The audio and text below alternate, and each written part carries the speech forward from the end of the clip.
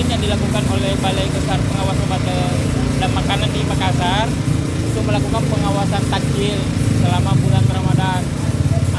Tapi bukan hanya melakukan kegiatan ini dengan melakukan sampling, kemudian pengujian secara cepat. Kita menggunakan reaksi uji cepat di mobil laboratorium keliling, kemudian di para pedagang atau penjual makanan takjil itu kita berikan juga komunikasi, informasi dan edukasi dalam pengolahan, kemudian penggunaan bahan-bahan untuk menghasilkan produk takjil.